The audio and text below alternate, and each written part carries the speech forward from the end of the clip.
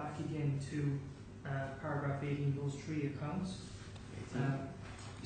Paragraph 18 on page 74, the CLS admin, SPS admin, DXB backup. Those accounts were given privilege to come in and access the system. So you mean the access to the system should be through the VPN? Yeah, that was the general practice, not to use service accounts. Mm-hmm.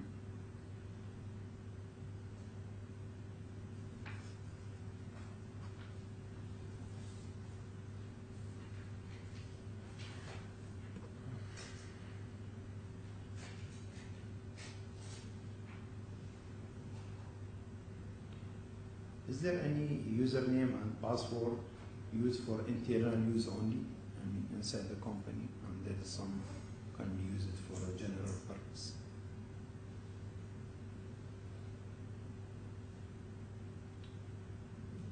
How do you mean, sorry? I mean, for when you give username, and password. You can use it for any purpose. For, emails, for the go to the claimant data information, or to contact them, or you need, there is some particular emails, surname and password for certain functioning, and there is a general one can use it for variety functioning of the claimant. There is a domain admin account, which would have general access to the infrastructure network. Each user is given their own account, whether it's somebody in IT or any of the other employees of the company, and that account is designed to be the account for accessing their email. We can lock down permissions to get access to certain data within our environment to users based on their account. So, example would be having a bank account, but your username will only give you access to your account, not somebody else's account. So that's how the IT infrastructure was set up, and the accounts were permissioned and set up. So for yourself, for example, how many passwords you get? For myself personally, for my own account, I only have one account, a personal account, and one password for that account. Only one password? Yes. You can only have one password for any one account. So each account you have password? Correct. So how many accounts you have? Currently, or at the time? Yeah, at the time of incident. There could have been anywhere between 50 and 100 like service accounts. So many accounts. There would have been for all the different systems. And the management, they knows about the number of the accounts and password. I'm not aware of what the management knew or didn't know. So if someone, ask you, when you, suppose you want to resign, which one are you going to hand over? Your password and username, right? My own personal that would be up to the IT department to lock down. Yeah. So we're not going but that's well known. to make a list for all password and username. I would what I do is I list all of my accounts for everybody in IT to have access to. So I'm not, storing accounts in a different area. They are kept in a common place, which is a secure area, and all of the IT members, the appropriate people, have access to those accounts. So there's any control from management of the claimant on especially from IT division, for their password and their username, or they can create it by themselves, any username? Well, if you're the server and the IT administrator, you have that is your task, is to create service accounts and allocate a password to those accounts and use them to manage the systems, and that was our role. So when you created many username and password, is not doing something wrong? Well, it depends on what the service account is for. And if you're creating a service account, you need to document those service accounts. If something happens to an administrator, if he was involved in an accident and only he had the list of service accounts, if that's for an important system and he hasn't got it documented anywhere, then if something happens to that system, we don't have access to it. and we don't have access to the individual who created it. So that's not standard practice. Standard practice for any system administrator is they document clearly and they make known to other members of the IT team what those accounts are, what the passwords to those accounts are, and where they can be found, and what they're for as well.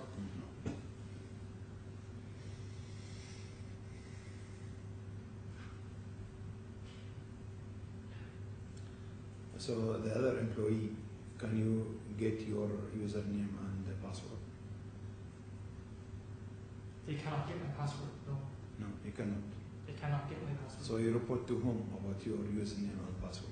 My username and password is, the username is created when a person joins the firm, and then it's up to each individual to change and update their password. So that means when you change or update, you have to report to any, your boss or your management, or you have to keep it for yourself? For my personal account? I don't have to, when my password expires, I'm prompted by the system to update my password. So when you said that Arfsan maybe has many password and username, so it's a normal the practice in your company? It's normal practice in IT to have service accounts and passwords for those service accounts.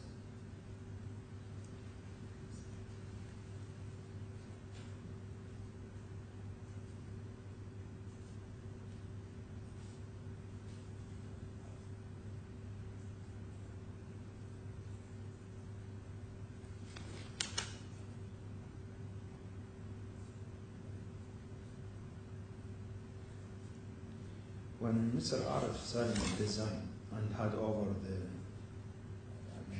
notes and left the claimant, did you cancel the username and password of Mr. Arif Salim?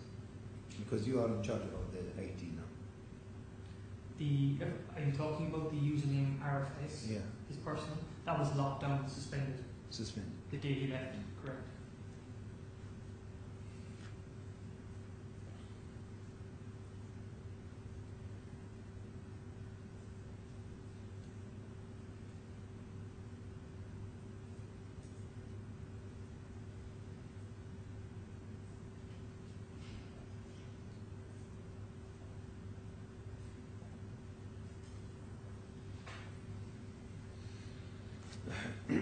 If you say that it's all password, to the account of Mr. Arif Salim were changed, including the ones he mentioned in his handover. He mentioned his handover notes. Then it is right to conclude that Mr. Arif was completely removed from the claimant's system. No, that's not what I'm saying. I think getting mixed up. The RFS account was Arif's personal account, so that's unique to a user. Every user has their own personal account. When Arif left the building, we immediately changed the password, then suspended the account. That means that account no longer has any privilege on the infrastructure. Can't do anything at all. Completely locked out. The next password and the username that we change is the domain administrator password. This is like the master key. That gets updated, and it was updated 2 days prior to Arif leaving.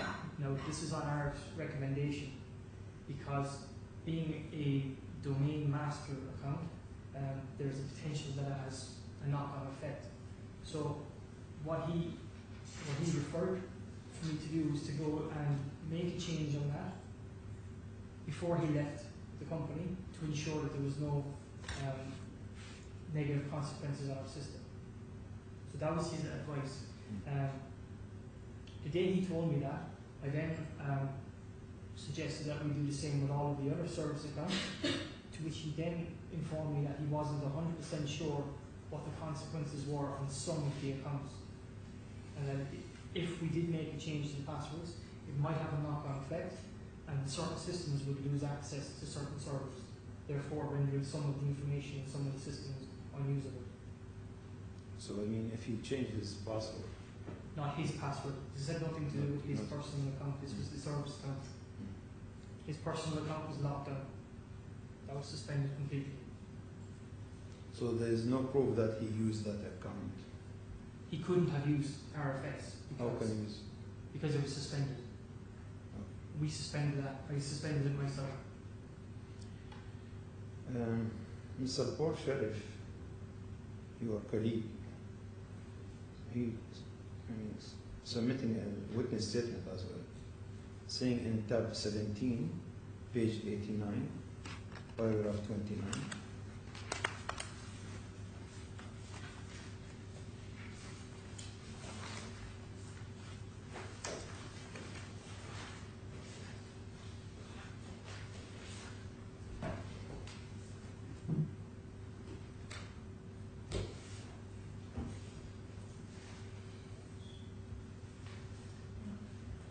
he said that the defendant had the privilege and yet unauthorized access.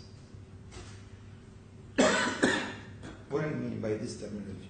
So prior to the day Arif left, because he was the system administrator, he had unparalleled access to the Active Directory, which is it's a system that stores all the user accounts. So in order to have a security feature that has a username and password as part of that feature, you need something to manage that. It's like a vault that knows a username, service account, and it attaches a password to that. So if you're submitting a username and password to a system, it references the username and password in the vault, verifies it, goes back to that particular system, and then grants access. So he managed and set up and assigned all of the service accounts in the Active Directory, and he could have, right until the day he left, created many different service accounts. He could have changed passwords on service accounts.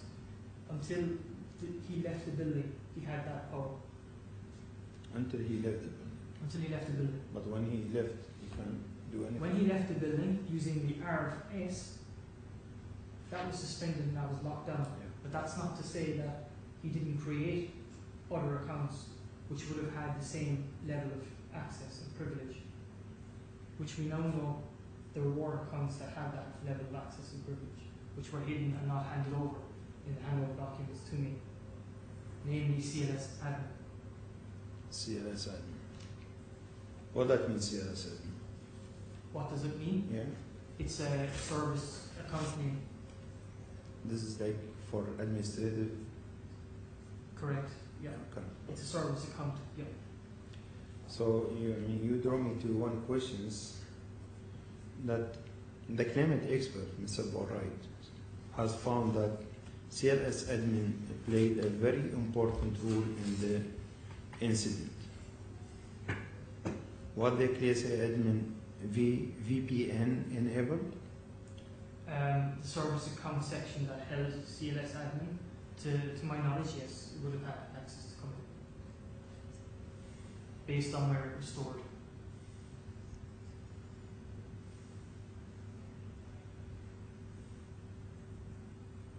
But Arif Salim, in his statement, said it was not VPN enabled. What do you think? That's not correct. That is not correct. It was part of the service account, and it would have had access over VPN.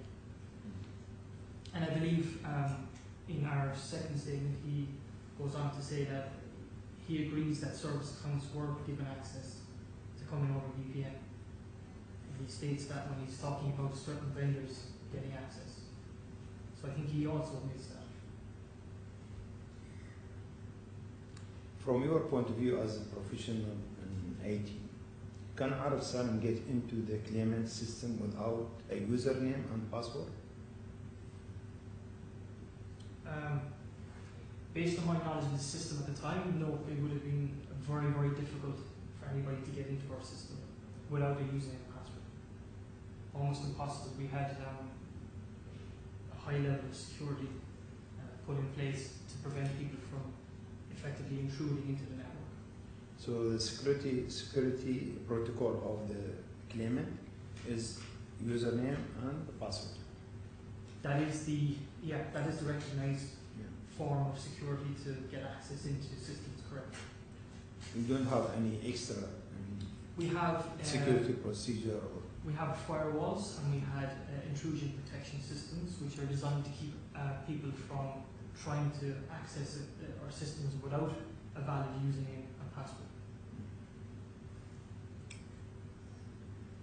namely the firewall, which we had 2 of, and the intrusion protection system, which we also had 2 of.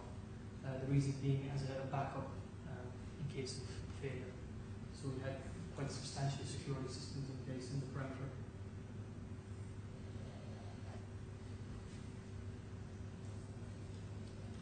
Did the defendant RFSI assist the claimant management to find a replacement of Mr. Benevier Bada position? We were asked, actually it was suggested to us by the CEO that they were going to go and look externally for a replacement for Mr. Pada. And Mark Stolson had intimated to us that he would like us to also meet any candidates that had gone beyond a certain level of the first interviews, just to ensure that, given that we had the extensive knowledge of IT, that they knew what we had, they knew how to deal with it. So just to give our technical sort of opinion on candidates. So he was ambitious to be president or head of the IT department in your company? That's my opinion, yeah. I think he was there 10 years, and when Ben left, he initially suggested that it would be, it would make sense for him, given that he was a longest-serving member, to step up. But he changed his mind quite a bit. My own opinion, we were under a little bit of pressure at the time, the entire IT department.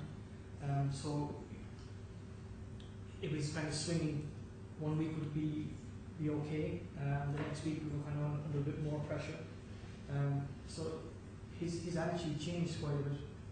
I think he was, when Ben announced he was resigning, I think Arif might have thought, okay, this could be my opportunity here. And when it became evident that Legatum were going to look externally for a candidate, I think he kind of suggested that, it's not something I'm interested in anyway. And then subsequently he decided to resign. When Mr. Arif submitted his resignation, and of course he hand over all whatever in his position, including password, username.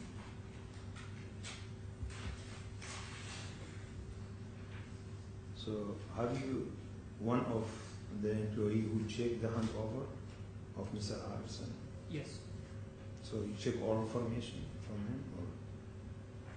We sat in a couple of meetings together, and he presented certain systems, and he presented screenshots of certain systems, and he also presented a document that had some but not all of the service accounts and the passwords. So he submit everything that you think that in his position? No, absolutely not. So what do you think that he hid it from the company? Well, we know that he didn't hand over certain service accounts and passwords that we can see being used. We know Autonomy 1 wasn't mentioned at all in any of the handover documents. And he goes on to say that it was a test server. One of the documents that was in the handover folder that he gave to me had a list of all of the servers. And at the bottom of that document there's a number of servers listed as test. And Autonomy 1 was not a part of that. So he failed to hand over all of the information that he should have done.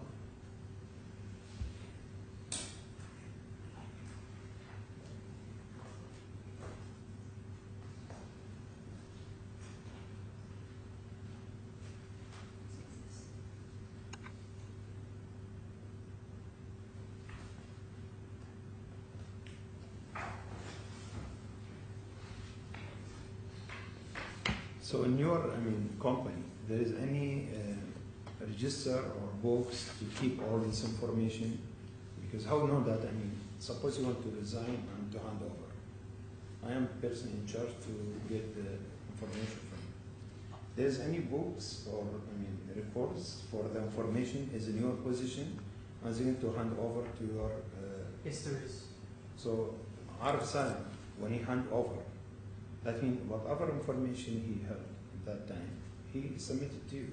No, what I'm saying is that from my point of view, if I resign tomorrow, I have documented all of the accounts, the account names, the account passwords, and that's accessible, and it should be accessible in a safe place for other members of the IT team to view and to get access to, and that's a standard practice. That's what personally I have done in the past. It's what other members of the IT team at the time had done. The way Arif submitted the handover documentation, it was clear afterwards that he failed to document quite a bit of information that he should have, which was quite important to our systems, and he failed to mention it to me. And this is over several meetings, and quite a substantial folder of documents, and he just failed to mention some of the most important systems that we had, and he should have done. So you know that there's some information before handover, or you No, this was realize not after? known to me at the time. This was not known to me until after the incident, until we discovered these systems, and we discovered, for instance, Colony 1, we discovered CLS admin. And he failed to document those. So when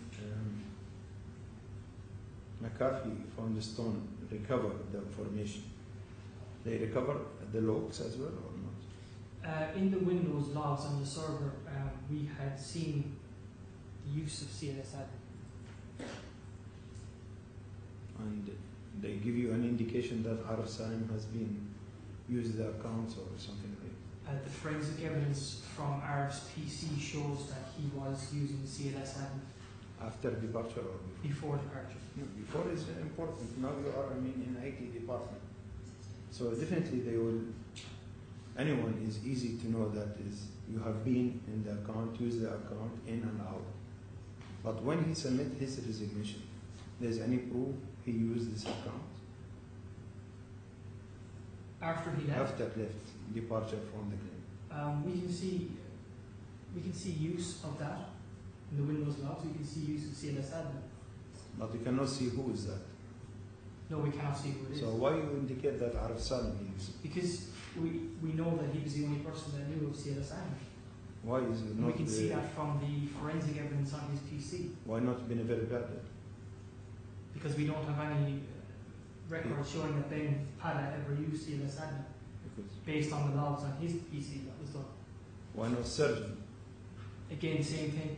Forensically, his PC was, Why not you use it? again, same thing. My PC was So that forensically means examined. the first report saying that he used this account, but cannot indicate who used this account. But based on the fact that the only person to have known of CLS admin was Arif, based on the fact that we can see he was using it from his PC, and based on the fact that he never handed the CLS admin details over to anybody from IT or in the handover notes, yes, But you it have a becomes proof. clear to me that Do you have Arif any is the solid only person. proof you can submit to the court that Arif Salim has used this account after his resignation and departure from the company and hand over all the information to you personally? But he hasn't handed over CLS admin to me. I know that for a fact. I know, but he said it's McAfee report saying someone used it. We can see that in the server logs, the Windows server logs, that that account was being used. So, has been used by A, B, C, D. Nobody can know who that used. We just know that the account is being used. Yeah, On the used. server. Okay. Yeah. I agree with you. This account has been used. Mm-hmm. But we have no solid proof that Arif Salim used these accounts. But if you look at the evidence, it points towards the only person knowing CLS admin was Arif. So, we've drawn to a conclusion that if nobody else knew of CLS admin, if his PC was using it before he left, and he failed to document CLS admin, nobody else in the firm knew about CLS admin, then the logical conclusion is that It's logical, right? It's logical. Now you say it's illogical. A witness, he should have, when he submits his statement, he knows from base of his knowledge about the facts. Logic, everyone even know logic or not. I can kick anyone from hall there in the DFC building. He talk about knowledge. But Not, you cannot be as evidence and what I do know is that and nobody prove else- on evidence in the court. but nobody else had access to change a password or to create a CLS admin account. So that is a fact. I do know that nobody else had access to do that. But we have proved that the classman CLS admin was used after Mr. Arif resigned and departure from the building. We see CLS admin being used on Ptolemy 1. You're actually correct. Same. So yeah, it was used on Ptolemy 1, which again was a server that was unknown to anybody, except we do know Arif. So you insist that he said logic is Arif used. But if I get a proof that not Arif used, you change your statement? But where's the proof? I can submit it to the court if you give me time. My expert will make a report from the hard drive you submitted. We'll get time, at least 3 weeks. We'll submit who can use this accounts. So you change your statement? No, I'm not changing my statement. But they say logic. If I go to proof and solid the proof that someone has used this account, they say only Arif he knows, and only Arif he's been getting in and out before his departure. Then Arif he did it. But if I get a proof that someone else has used this account, what is your point of view? I would like to see that evidence. And then Then you will agree with me that not only Arif Salim would use the account? I don't see any evidence. No, if I submit the evidence. But- Because all need to speak with you on logic time. So let us talk on logic. okay. If I submit such an If we evidence, look at fact, then we see that the only person that ever used CLS admin, based on forensic evidence of a PC, yeah, was Arif. Arif admitted to creating Ptolemy 1. Therefore, he's the only person that used Ptolemy 1. We see CLS admin logging on to Ptolemy 1. So that that's factual evidence. and you said to go to Ptolemy 1, use CRS admin, right? Correct. So if I get the proof that somebody else used CRS admin and get to Ptolemy 1, what do you say about that as a professional? I don't want to comment on something that is not in front of me as evidence.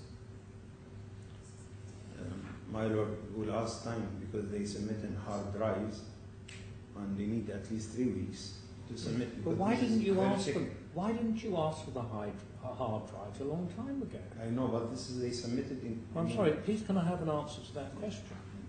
Your expert would have known that there were hard drives, and there was no request from your side for the hard drives. The other side, by way of voluntary disclosure, produced them some date in August that Mr. McCall told me. But it was always open to you, on your side, to ask for the hard drives, and no doubt you would have been given them. Now, why weren't they asked for much earlier? I mean, as you know, we are not, professional in IT. And you find a hard drive there, you should send it to the expert to review it. But you've So got an there's expert. huge information in it. You need time to review it and then you submit it. When What did they you said- engage? When did you engage your expert? I think it's just about 1 month. Yeah, about 1 month ago. 2 months? No, when engaged? 1 month ago. May. In May we engage it, but you need to review all this huge volume of document. And he's based in India, not in Dubai as well. So that, now they are put in front of the court and us. And we need to read to reality in this issue. So you need someone, professional, to review it and say what is in this hard drive.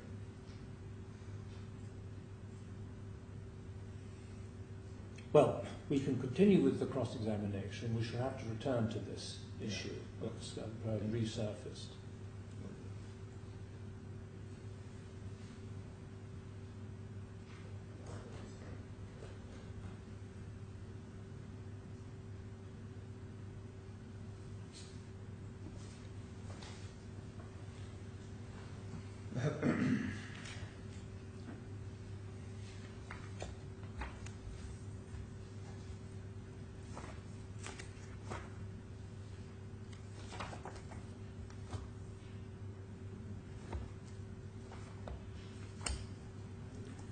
if you, I refer to paragraph 18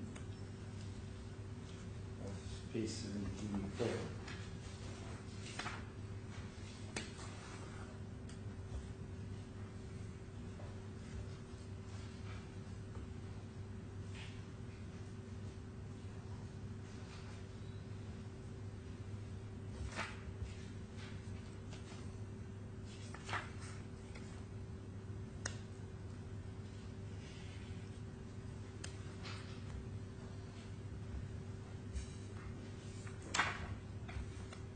And you have confirmed in this paragraph that CLS admin, SDS admin, and DXP backup accounts together with the IP addresses were not mentioned in the handover notes, as a result of which the password to these accounts and IP address were not changed. That's right, yeah. It's, you cannot change a password to an account that you don't know about.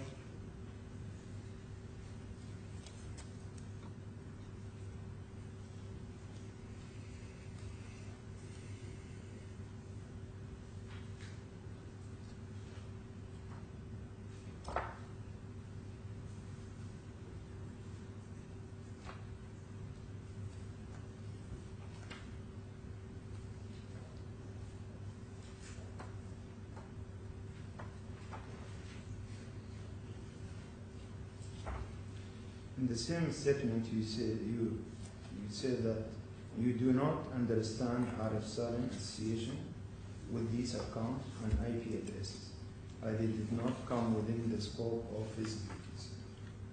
Yes or no? Can you point that out, sorry? Same paragraph? Yeah, same.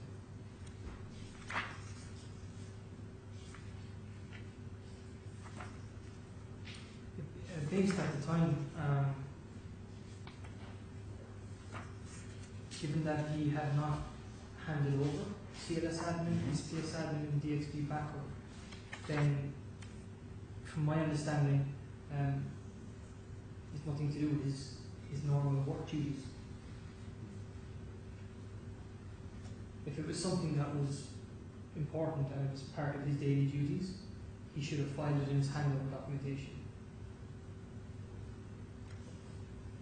So if the use of these accounts and IP address did not come within the scope of RF normal work, how did you expect him to know the password, in particular the password to the CLS admin? But this is as we know now. This is as we know that the 3 accounts that are listed here were not part of his daily work duties of the data. But subsequently, when we started doing an investigation on the systems, we can see that he was using these accounts prior to him departing the data. Alone. Using and that's mentioned in my second statement. Yeah.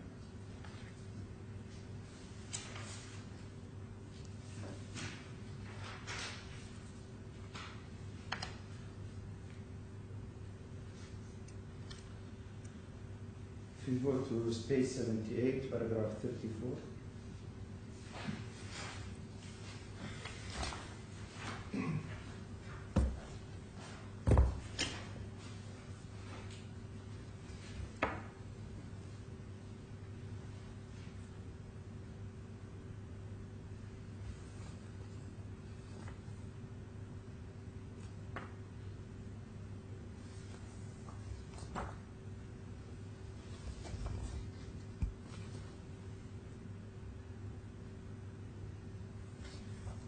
You stated that RF Salim was well aware of the files that were stored on Ptolemy 1, as he was the only person who worked on it. Correct. So how do you come to this conclusion? Arif agreed and admitted that he set up, created Ptolemy 1. He also admitted that he copied the files to Ptolemy 1. He admitted? In an interview. With whom? With Paul Wright. What he said in that? I don't have the interview transcript in front of me, but But I mean, he really admitted that he created this Ptolemy one with help of the external consultant. He admitted to knowing about creating Ptolemy 1. Was it 45B, page 1? Tab. If you go to tab 45,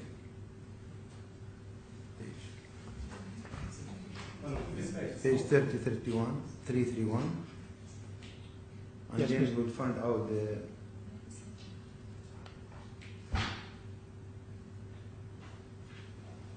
Yes, Mr. McCall. My lord, with respect, it's not controversial that Mr. Salim admits he created Ptolemy 1, and that is in his witness statement. So questions put on the basis of different premise are potentially unfair.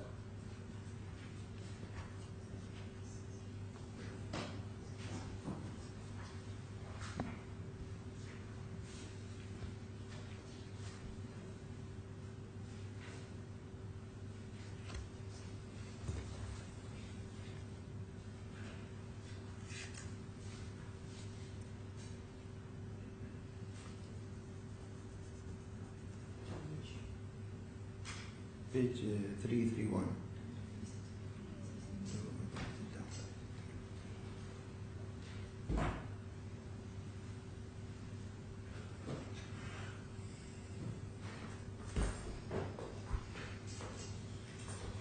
Okay. 331. Yeah. What is it? Showing?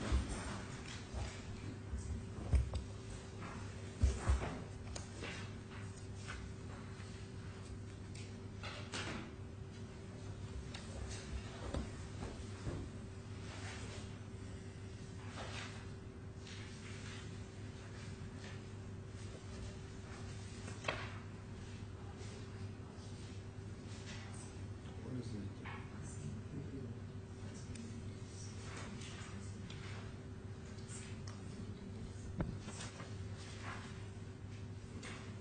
You found it? Okay.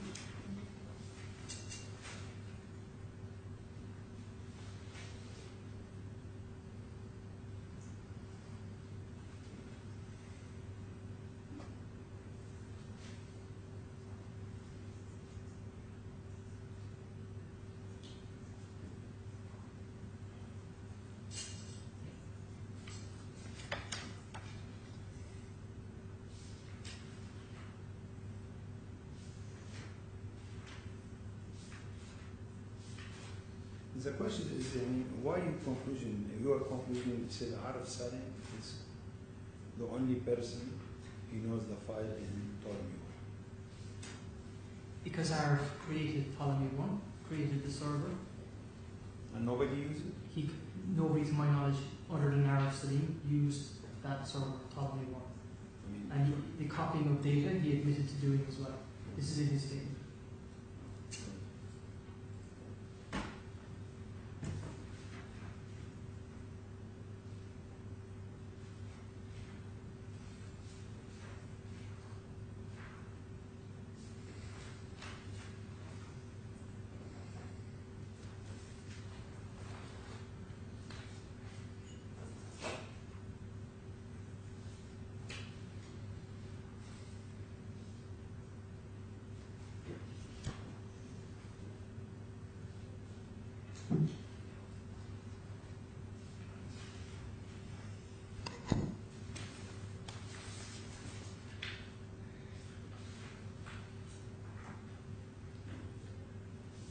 on page 103,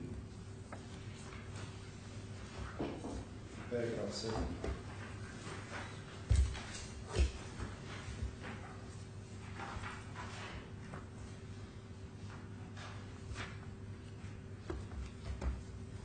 Sorry, this is happening being correct.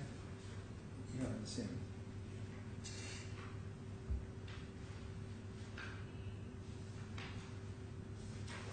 Is your second witness statement?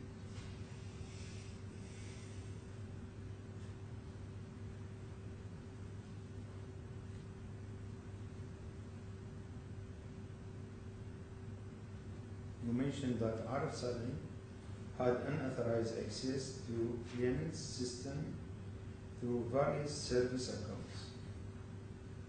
Yes or no? Yeah, that's what it says on paragraph 7, correct? So those service accounts that were not handed over to anybody were service accounts with heightened privileges to get access to the systems, correct? In the same paragraph, you say Arif did have unauthorized access to legitimate system via VPN through various service accounts. Those service accounts could have been used to get access to our systems using the split tunnel VPN to come into the network, correct? So can be used by whom? Whoever has any knowledge of the username and password for the service account.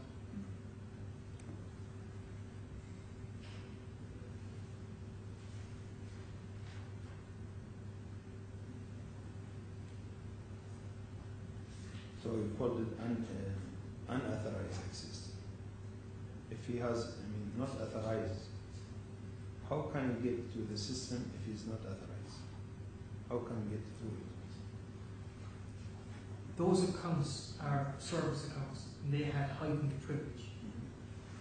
So any account that has heightened privilege is allowed access into the system, security system, because it's designed that way.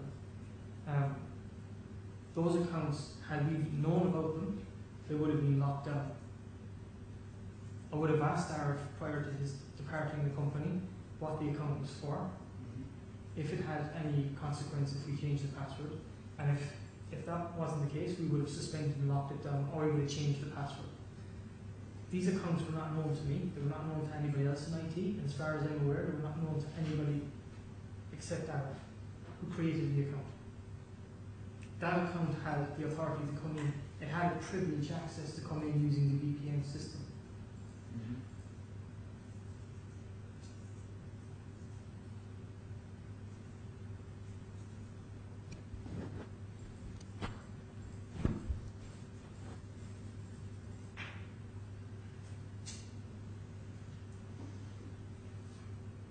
What was the claimant policy, your company policy about storing of IT related data? How they store it? How do we store our data? They're kept on servers and different systems depending on what type of data it is and what type of system it's being used for. Do we need any extra server, or where do you keep it? This Data. Yeah. The data, as I said, it's stored. We had many different servers storing different types of data for different purposes.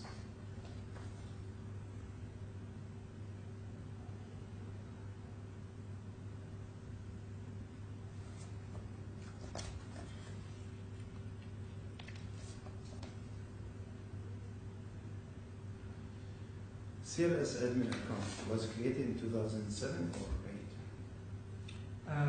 I'm not sure when it was created. I didn't create the account, so I can't answer that.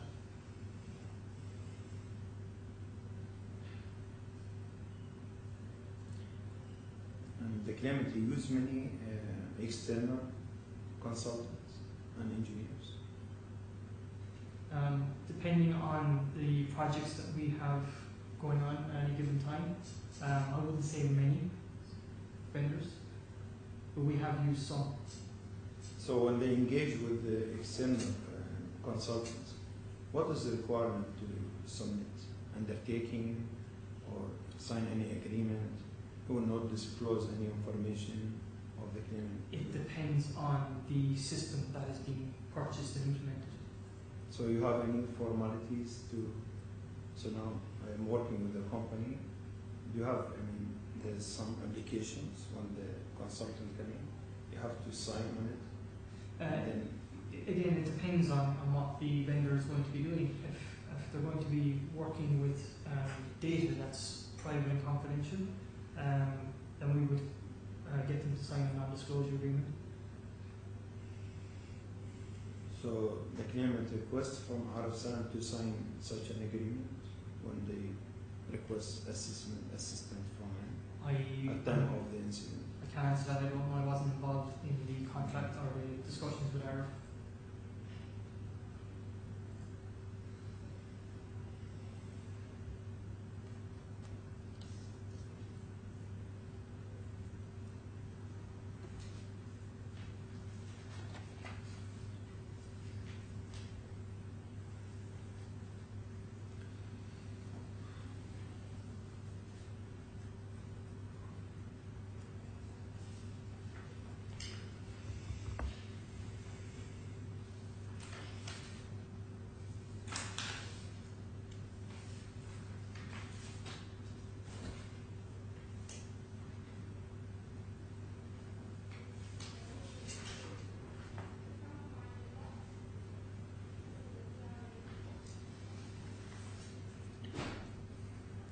You refer in your statement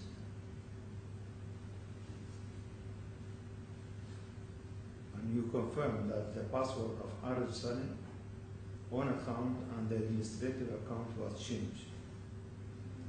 Correct. To review to tab 19, page 106, the second statement.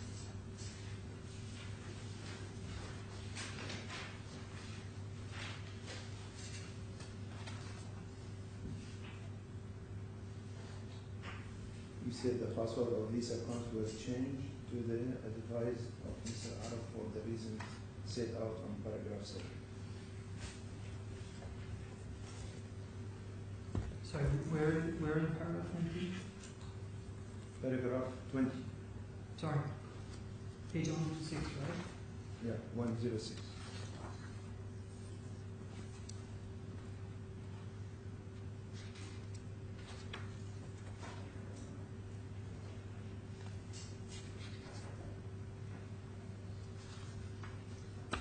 Yeah, so the Arif's own account and the domain administrator account were changed, correct?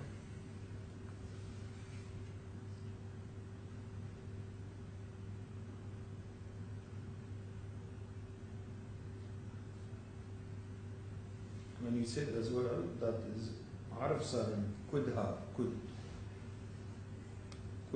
had passwords to 100 alternative service accounts. I may have used it to access to the payment system. Correct, that's so there are over 100 alternative service accounts and he could have used. There are accounts that, and this was on his recommendation to me, Yeah. that he had created and he was not sure what the consequences were if we had changed the passwords. Just to elaborate on that, when you're creating systems, part of your security is you create service accounts with passwords so that one system can talk to another safely and securely. If you go and change the service account password from one system to another, there is a chance that there's no more access and you could end up with a system that's no good, not working for you. Even though it was his job to understand what the service accounts were doing and what the consequences were, he told me that he wasn't 100% sure and that we would be taking a risk by changing them until such time as we had somebody to go and really go through all of the systems to understand what service account was managing what and giving authorization to each system. It was complex. My own opinion is that he should have known, but we didn't have time at that stage to start digging deep into systems. So yeah, he could have used some, certainly he could have used some service accounts. Are you able to precisely identify the service account that Arif Salim have used to access the claimant system? Yes, sir. Could you tell the court which account it is? Using the VPN? Yeah. No, we cannot because the VPN logs were destroyed. So you cannot, There was- recover it? There was 3 weeks worth of VPN logs clearly deleted from our server that hosted the logs. So it's difficult to identify the account. Well, given that the logs were destroyed on purpose, yeah, it's difficult. Somebody had destroyed those logs on purpose to cover their tracks.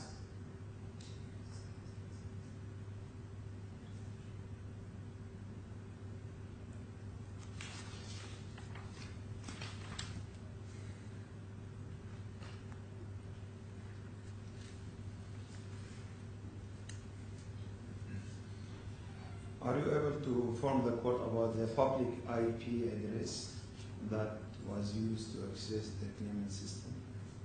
Again, that would have been part of the logs that were destroyed.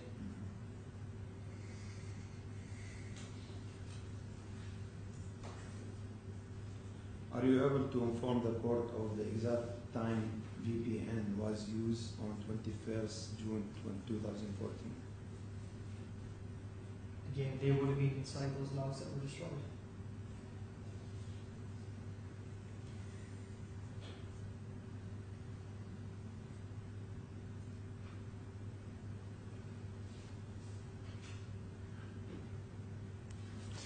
What kind of accounts were the CLS admin, SPS admin, and DXP backup accounts? They were service accounts. Service. Service accounts for servers. Could you call them domain admin accounts? No, they were not the domain admin accounts. There's only one domain admin account.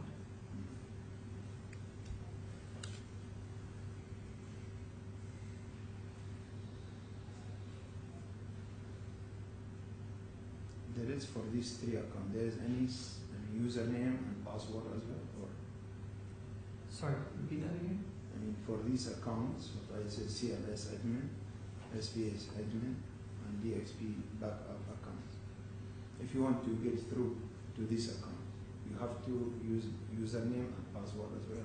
Well, the names that you just mentioned, they are Three accounts. they are the usernames. Those are Yes. actually the usernames. Usernames. They are the username.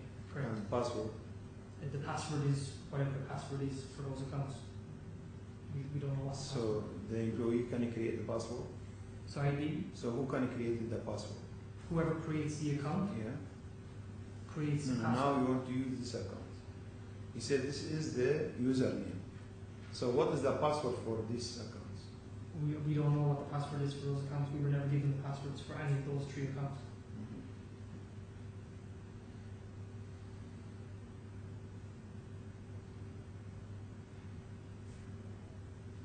Could you tell the court what is about security protocol and the claimant? There's any security protocol or? We have multiple security systems in place. As I said before, we have Cisco, it's an advanced Cisco firewall, so that's our perimeter.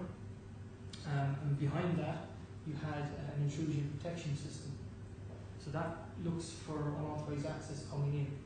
Unauthorized access could be somebody who hacks the internet line, or they try and what's called spoof a particular address coming. The only way we allowed any entrance from outside was by use of a username and password. On top of that, then we had antivirus internally as well.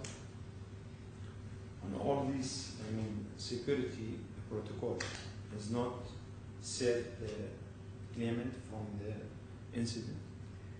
Those security systems are not designed to stop people that are authorized or that use authorized accounts to come in. That's not the purpose of those systems. Those systems are to stop people who have never been inside the organization before or inside the network before from coming in. So it's to stop outsiders from getting in. What is taking place here is that we've got a username and password being used to come into the network. So the security systems aren't designed to stop people who have a username and password. So Arfsan, after his departure, will be from outside, not from the company, because his username and password has been suspended. But we And you never admitted that no longer he has username or password. correct. We've So never, how the but system we've is never not stated protected. that he's used or that the RFS account was ever used from the day he left.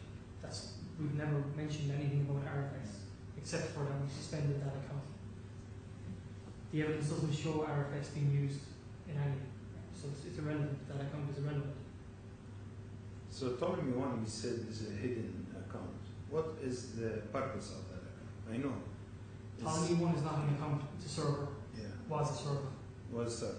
It was a server. Was a server. Yeah. And created to decommission the old server.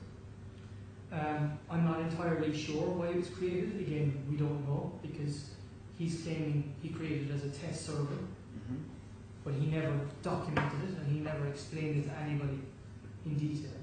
So what we're seeing is that this was, and according to Arif, in his statement, it was created as a test server to test the copying of data from the existing systems over to the disaster recovery system. So that means what Ptolemy 1 helped the company in some sort to recover the. How do you use that? Because it's saving all the information in the server.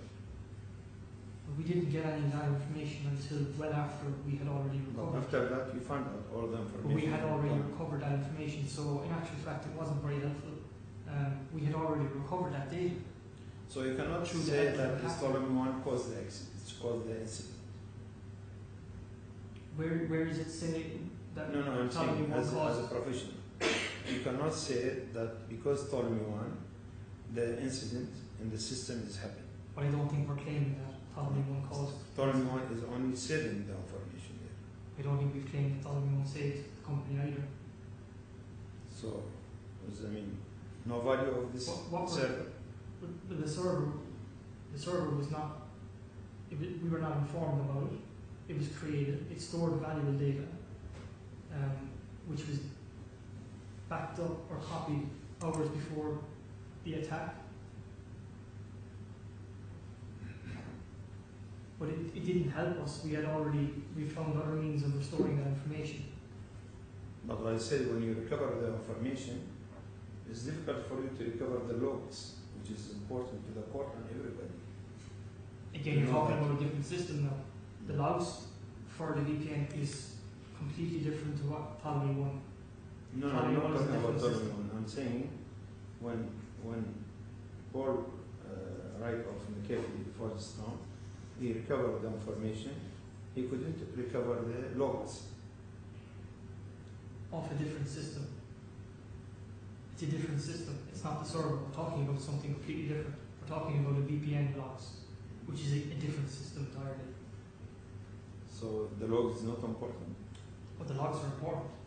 So suppose you recover the logs, it can help to find out who caused the incident.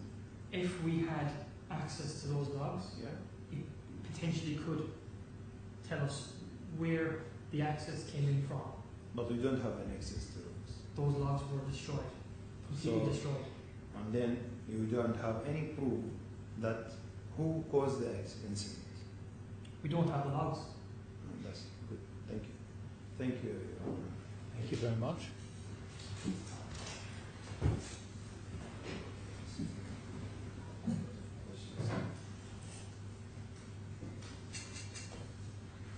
Mr. O'Flynn, I think I've got 3 questions. First, can you find bundle B1, please? Go to tab 40 of that.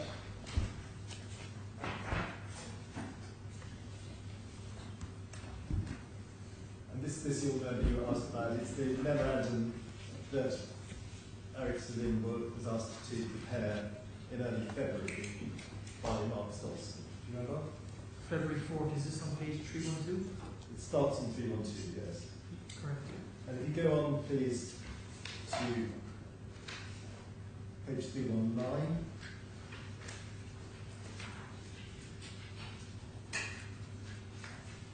It was accompanied by another memorandum. Do you have that? Yes, I do.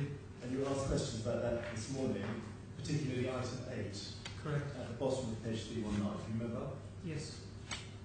And you drew attention to the fact that item 8 refers to a private office server. Do you see that?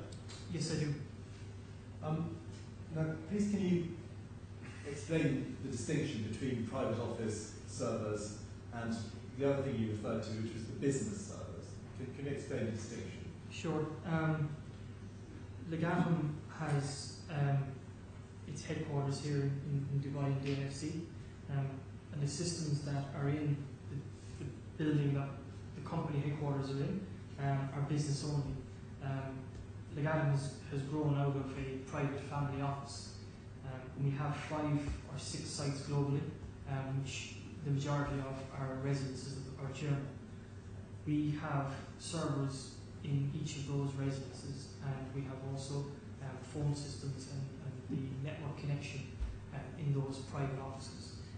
Those servers are for the chairman's private use only, so they would host only his documentation, his private pictures, media, his movie collection, his music collection, and they have absolutely nothing at all to do with Legatum, the business. The company is actually, the family office is known as Neritum, and those servers are referring to the Neritum private offices. And Mr. O'Flynn, in this context, you were asked about Ptolemy 1, the virtual server, which was hosted on a physical server. Correct. Was the physical server on which Ptolemy 1 was hosted a business server or a private office server or something else? It was a business server. Now, I'm going on to another subject. You were asked about handover notes, and you referred to Mr. Salim's witness statement, in which he said Ptolemy 1 was a test server. Do you remember? Correct. And you referred in that context to his handover notes, and you said that in those notes he did refer to some test servers, but not Ptolemy 1. Do you remember that? Correct, I do. Can you, in B1, could you go to tab 50, please?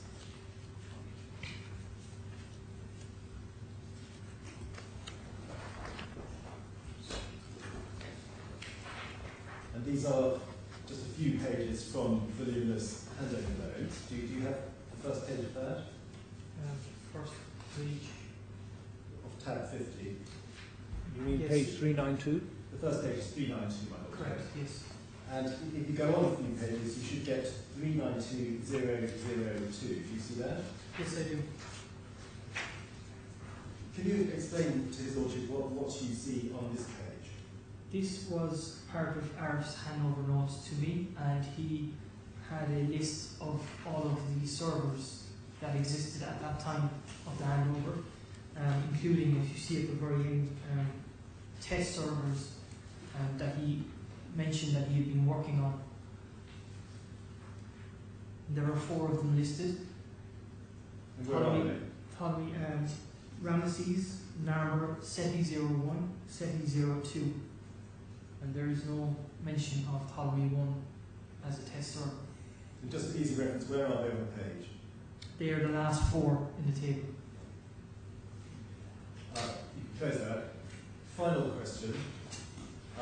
This arises out of your cross-examination right at the end of the last session, and you said that the VPN logs were destroyed. Could you explain what VPN means? Yeah, sorry. VPN is the virtual private network. It's a system that's designed to allow access securely from outside over the internet into a network environment. Most companies would employ a certain type of VPN system to give their staff external access, whether they're traveling or whether they're working from home. They use a VPN to connect into certain systems.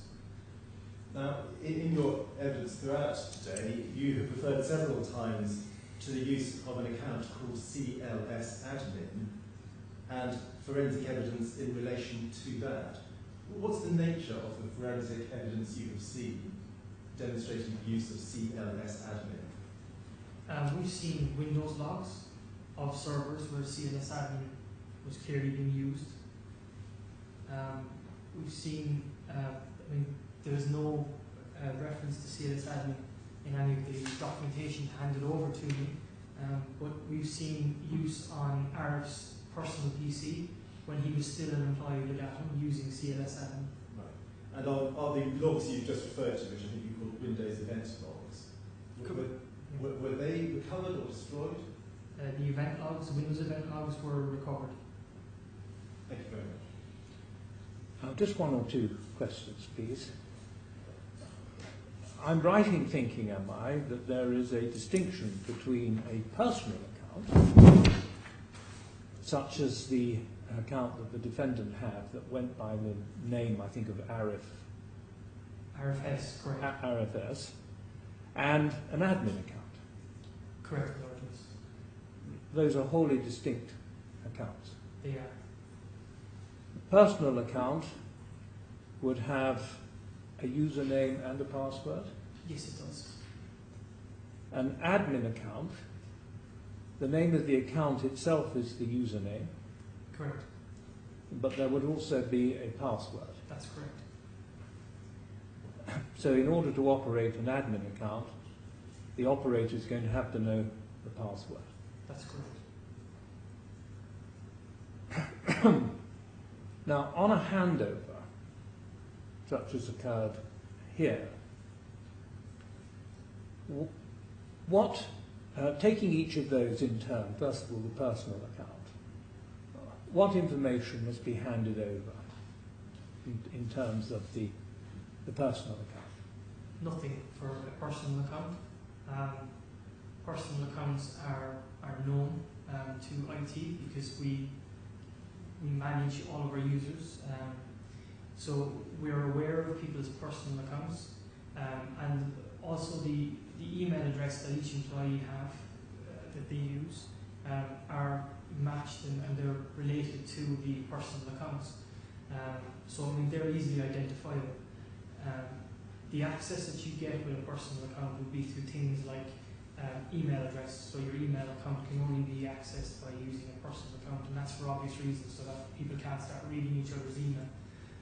We have personal folders as well, where people keep their documentation that they're working on, and the personal accounts only give that user, that username and password, access to those folders with that data. In the knowledge that the person leaving had a personal account, the company is in a position to suspend that account. Correct. As I understand it from your evidence occurred here in respect of RFS. That's right. Now, with respect to admin accounts, what information should be handed over? The admin accounts, they should all be documented. Anything that exists in the system, they should be documented, along with passwords for those accounts. And also an explanation as to why they were set up, the purpose of the account itself, and if that service account is being used to give other systems authorization to access something else, then that should also be documented. So it's like a flow chart of to show the reach of the admin exactly. account. Finally, can you remind me, I'm sure I saw it somewhere in the documentation, when was the CLS admin account created? I'm not entirely sure. I wasn't the one that set up CLS admin, so I don't know when it was actually created. Is there forensic evidence available to the court to show when that account was created? They possibly, I'm not 100% sure. I don't know if we do or not. Right. And your answer would be the same in respect of the other admin accounts which have been identified, which on the claimant's case were used in the attack.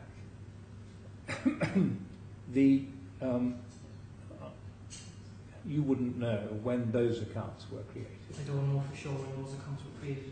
I wasn't involved in creating those accounts, and a lot of the service accounts would have been there for quite a while. Possibly some of them may have even existed since day one, which would be 10 years ago, 11 years ago now. Yes. Well, thank you very much. Well, I think that concludes this witness's evidence, and I will release him. Thank you for your evidence.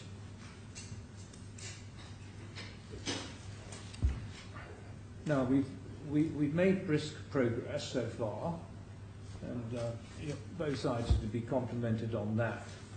Now, you're calling someone out of turn tomorrow. Yes, please, Mr. Solis. When, is that morning or afternoon? Afternoon, he's scheduled for 4 o'clock. He's scheduled for 4 o'clock. But otherwise, we're beginning with Mr. Salim through the video link. Yes. Yes. So there's no question of continuing with any evidence at this point this afternoon. I would certainly be happy to, but I don't think any witness is available. No, none is available, and it's all been set up so far as the video link is concerned for 10 o'clock tomorrow. Well, I want to spend some time on this question about time required for these scrutiny of these hard drives. Yeah. Now, Dr. Al-Kaban, do I take it that, in fact, you are making an application for time to be allowed for these hard drives to be scrutinised? Now, I'd like you to make that application now and spell out the basis and the justification for it, bearing in mind the chronology behind the milestones that have led to the trial beginning today.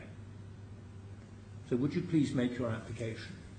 I request the Honourable Court to give us at least 3 weeks for submitting supplementary report regarding the hard drives, which is submitting on 4th of August 2015 by email. Now, what is the basis for it being thought that they could potentially assist in revealing which computer was used in the attack?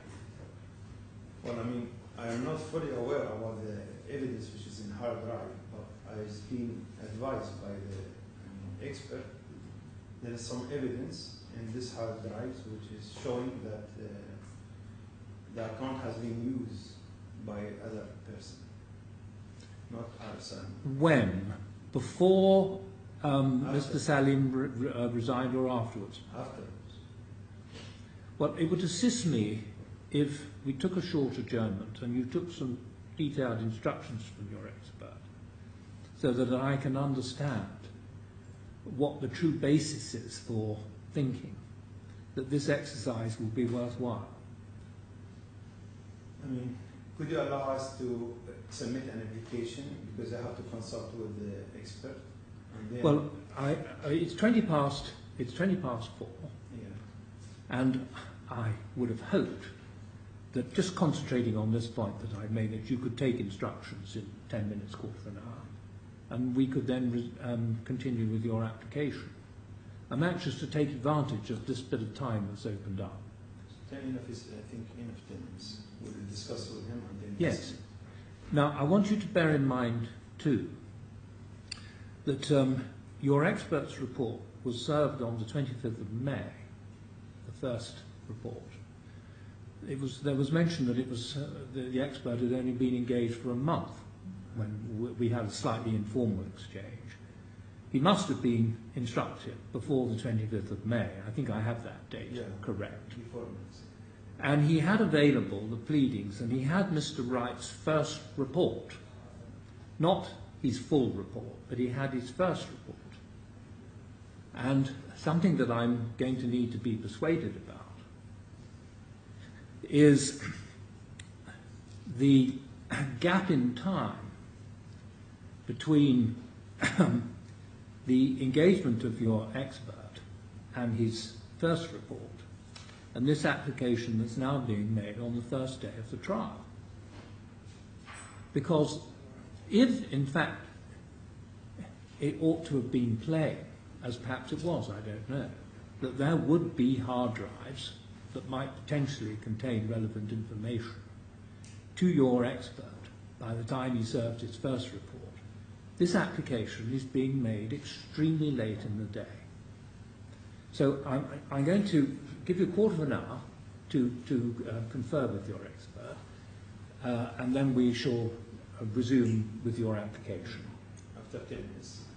Well, I'm going to give you 15 minutes because you never know, one thing can So lead quarter to lead four? to another. So let's say 3:45. All right.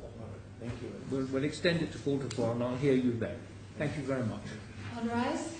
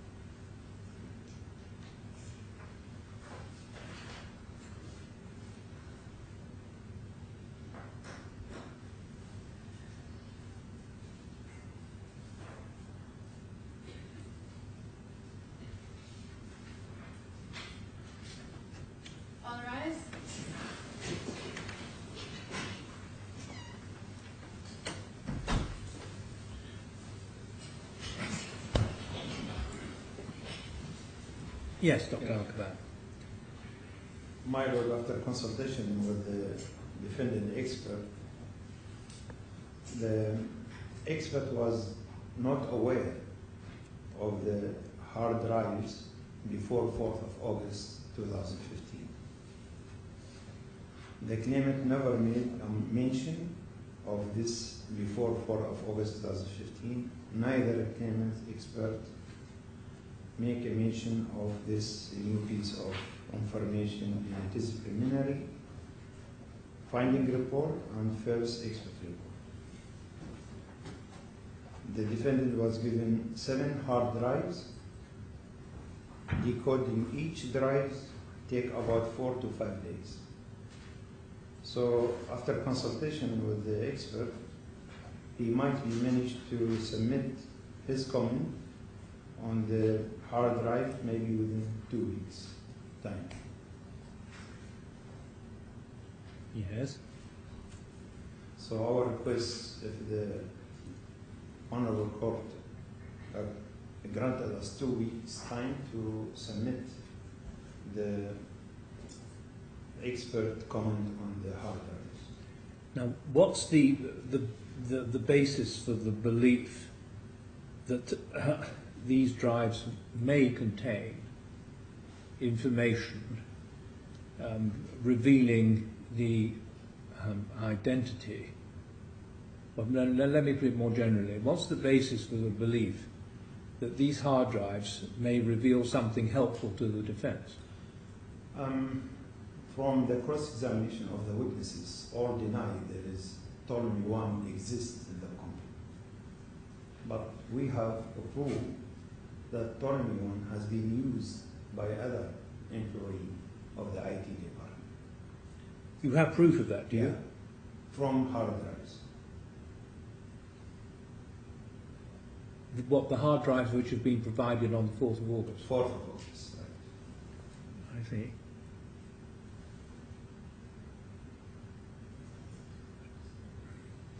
And has that information been captured in any documentary way? I'm not very good technologically, but has there been a screenshot or? Yeah, sorry about it. It's never mentioned in any of their document or their report or their submissions. It's only been after the expert decoding these drives, then he find out this information. So even normal, person cannot discover this piece of information in the hard drive because they make in the languages, computer languages, different from, you need to be transferred from that languages to normal languages. Yes. And then we'll understand what is mentioned in the hard drive. So any normal person, lawyers, cannot understand what is this hard drive. I understand. But has this information about Ptolemy 1, which you tell me has been discovered on some of these hard drives, has this been captured in any documentary form, maybe a screenshot or whatever, that can be put before the court at this point? As far as I know, no. Yes, I see. And this is a very crucial point, my lord, to prove otherwise. To prove that this Ptolemy 1 has been used by the claimant. And it's your expert who has scrutinized the drives and has seen this reference to Ptolemy 1 on the drive. Is that right? Yeah. Yes, I see. Well, thank you very much for the moment, Dr. Al-Kaban. Mr. McCall. I would just taking the timing point first. My own friend says that 45 days would be required to analyse each hard drive. Well, even on the basis that the disk he's talking about was received on the 4th of August and allowing 5 days for each of 7 hard drives, that's 35 days, which is less time. There is more than 35 days between the 4th of August and now, so that does beg the question of what's been happening. But the premise that is put, which is that analysis of the hard drives has revealed the use of Ptolemy 1 by someone else, is something, as I understand it, that is addressed in the second expert report of Mr. Berger. And he does claim to have analysed the Windows event logs. Now, it may be that he hasn't, in his report, referred to all of the disks which were disclosed on the 4th of August, but a large proportion of the content of the 4th of August hard drives had previously been disclosed anyway on the 2nd of July, as you would remember. So it's evident that a great deal of that information has already been analysed by Mr. Berger for the purpose of his supplementary report, and it's expressly referred to. And it may have... Would you show me that? Yes, certainly. Yes. So if you could look in Bundle A, tab 25.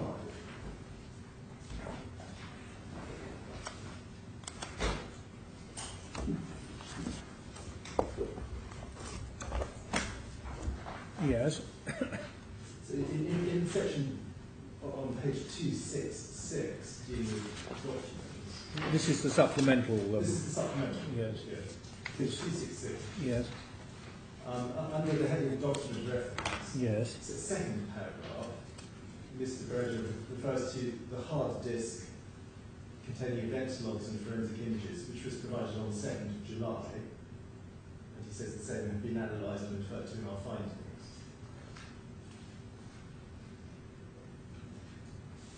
My Lord, we can then go on to page 270.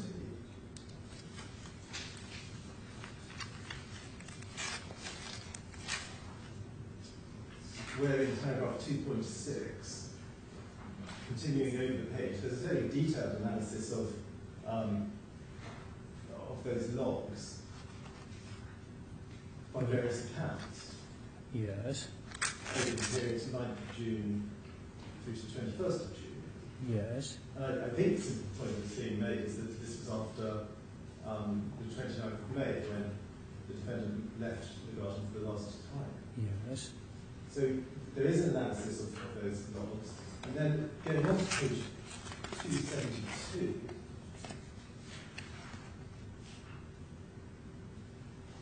in the second paragraph, 2 or 3 centimetres from the top, it says these entries have been discovered through our analysis of the hard disk one provided by the claimant through Altimediate code. That must be a reference to the 2nd of July, I think. Then it says additional hard disks have been sent to the claimant voluntarily without any prior notice and have been received by me through our lawyers. These disks are presently being analysed. So there was obviously an ongoing analysis of the 4th of August disks as at the date of this report, and we're not sure whether any of the content of this report includes material obtained from those hard disks. But what is clear is that the case that I think Dr. Alcaban wishes to advance is set out here anyway. Well, where do I see anything that shows that the point being advanced is that Ptolemy 1 had been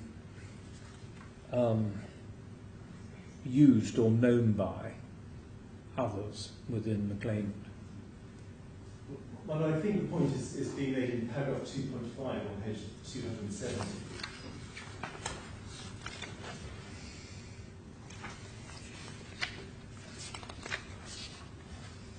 So in the first part of 2.5, there's a reference to Mr. Wright's evidence about use of CLS admin and other accounts between 9th and 21st of June. Yes. And then the writer says, just below the hole punch, however, it is true that the user IDs, CLS admin, and those others have variously logged in during different dates, but these dates are during the period when the defendant had already left the organisation. And I think that the analysis that carries on after that, as you just looked at, is to support that. But I don't see a reference to... I'm being slow. Should I be taking note of what's said in the first sentence of 2.5? At the moment, I'm not seeing anything that discloses that Ptolemy 1 had been accessed, if you like, by some persons other than the defendant prior to the defendant's departure. No, I think the point is simply one of deduction. It is being said that because the defendant had left the Legatum premises from the 29th of May, it could not have been him making these logins to Autonomy 1 after that date. I think it's a simple deductive point.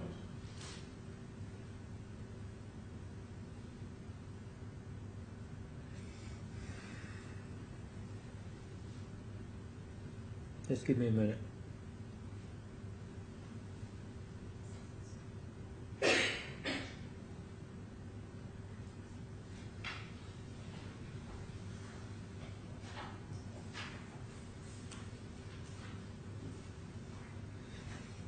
So the way you read this is that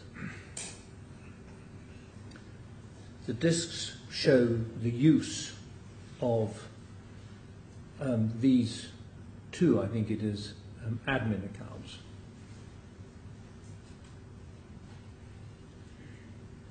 And that these, looking at the general background of the forensic evidence, these admin accounts are linked to the copying to Ptolemy 1. And it's therefore to be inferred that Ptolemy 1 is being accessed after the departure of the first defendant. Well, my lord, the logs show that it was accessed after the departure of the defendant. But that's a fact. I think that the inference that the defence seemed to draw is that because the defendant had left the Garden by then, it can't Must have been somebody else. It must have been somebody else. So if that is their point, then they can make it. You've got a complete answer to it. Yes, you say the split tunnel and so on. Absolutely. Yes. But they have their point, and they can argue it. Yes. Now, can you just show me in the bundle the references to the disclosure, the earlier disclosure made of the was it 6 discs that were disclosed? Did you say June or July? Yes, but if I just take you through the Yes, references. if you would. B1 at, first of all, tab 30.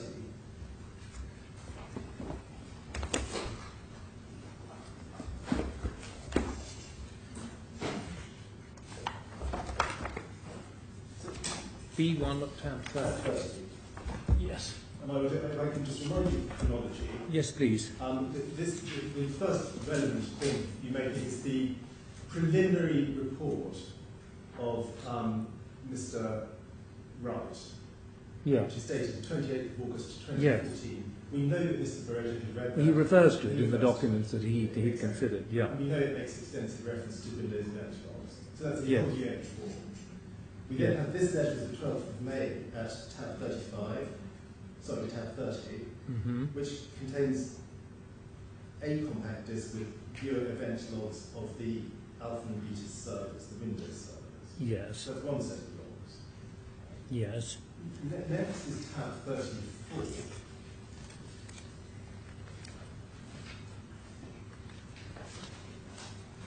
Second of July. And you Yeah. recall the second paragraph that this is voluntary disclosure. Yes. And it is disclosure of all the event logs and the forensic images which the claimant relies upon. Yes. Now, for the sake of completeness, the claimant went further, and this is now tab 35, Yes. on 4th of August, disclosing the hard drives containing all of the Windows event logs and forensic image data. How many drives are there? It's 7. 7. 7 drives with multiple images on each drive. 7 drives. Now, do these, forgive me, do any of these drives contain information already disclosed on other drives? Oh no, that's what I wanted to explain. The majority of the information had been disclosed in the 2nd of July letter. Yes. And as I said, that was the information that was thought to be pertinent and on which the claimant relies. Yes. We do not believe anything pertinent is left, but for the sake of completeness, we gave them everything on the 4th of August, even though they hadn't asked for it. Are you able to give me some sense of the extent of material which is not overlapping material, the fresh material, if you like, that went over on the 4th of August. I probably can, but I'd like to take Yes, it would back you, just to make please? sure I get it right. Yes, please.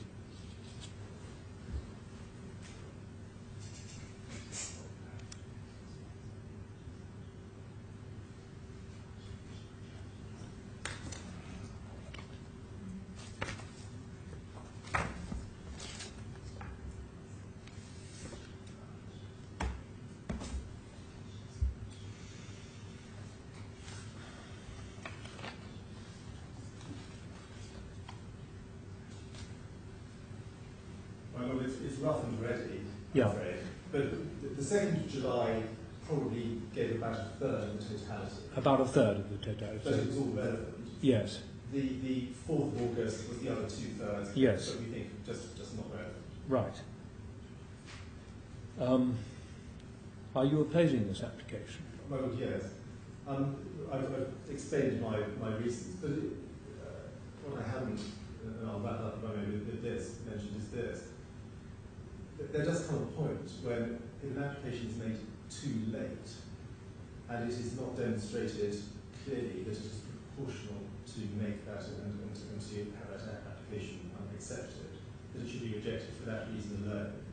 And of course, you would be reluctant to do that if it had been demonstrated to you that the material in question potentially held valuable evidence. But that hasn't been demonstrated. On the contrary, it seems that it doesn't. That material has been analysed by the claimant's experts and put to one side because it's not relevant. So, my Lord, given the lateness and given the circumstance I've just explained, I do oppose the application. Could you just help me by going back to the supplementary report of Mr. Yes. Bareja? Yes. You pointed out the second paragraph of B under document reference, which refers to the hard disk provided on the 2nd of July. Yes. And then there was a passage that referred to continuing Yes. continuing examination. Can you remind me where that is? Maybe it was on the same page. I think it's page 272. The second paragraph from the top. I think. That's right. Yes. Here it is.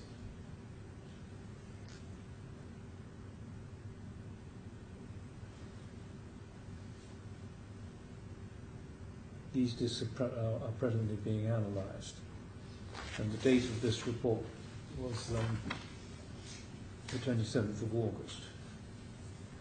Yes. Thank you very much, Mr. McCall. Now, Mr. Alcaban, Dr. Alcaban, forgive me. I need some assistance with respect to the point that Mr. McCall has made.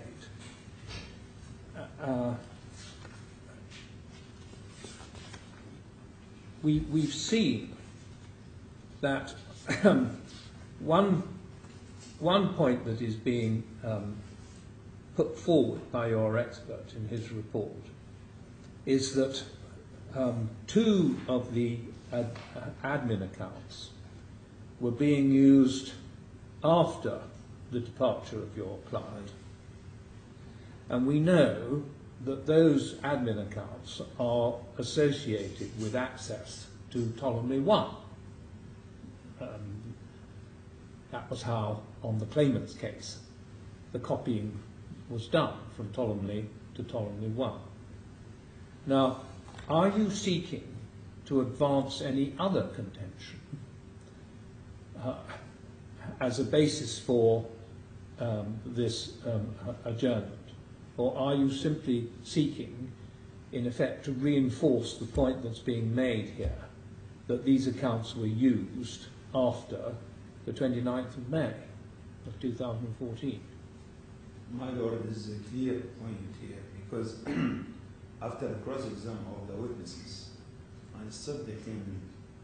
The claimant insists that Ptolemy 1, nobody aware of it. So when the expert shows some piece of evidence that Ptolemy 1 is being used by the employee of the claimant, that means the claimant is fully aware about this account. But where is that? What is this evidence that Ptolemy I was being... Which is mentioned in hard drives, which is submitted after 4th of August. So this And is can you give me the date? Forgive me for interrupting you. And what date are we talking about? When was this access by others achieved to Ptolemy I?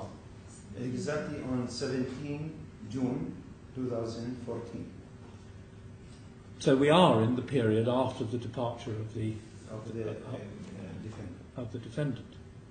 Now, for this to be a point that goes beyond what's in this report, the evidence would have to reveal who other than the defendant was achieving this access, because otherwise we're no further forward. Now, what's the basis for the belief that these hard disks could reveal that this access was achieved by persons other than your client? I mean, as far as the expert informed us, the name of the person was one of the claimant employee who's in the IT department of the claimant. So there's no doubt that means this account has been used by the claimant. I see. Well, this is obviously very important to both sides. And what I'd like you to do, please, I'm not going to make a decision now, I need a bit more help. I would like a short witness statement provided by your expert, available at 10 o'clock tomorrow morning, setting out what he has seen in as much detail as his notes will reveal on these additional drives provided on the 4th that could indicate that access was achieved to Ptolemy I by persons other than the defendant. And I'd be much assisted to have that, if you like, directly from the horse's mouth from your expert. So I'm going to adjourn the application over, and I'll take stock of what is said in the statement of your expert, and then I'll come to a view. We'll see when I do. Obviously, the sooner the parties know, the better, but we've got quite a full agenda tomorrow as well. Yes? Yes, thank you. Thank you very much. So we'll submit this application by tomorrow. Well, the application is adjourned. Yeah. So it's live still. So The next step is for this witness statement that I've asked for from your expert. If that were available before 10 o'clock so that I can have a look at it before coming into court, that would be very helpful. And I shall tell the parties where I'm going next on your application once I've had a look at this witness statement. thank you. Right, thank you both very much. So we'll resume tomorrow at 10 o'clock. All right.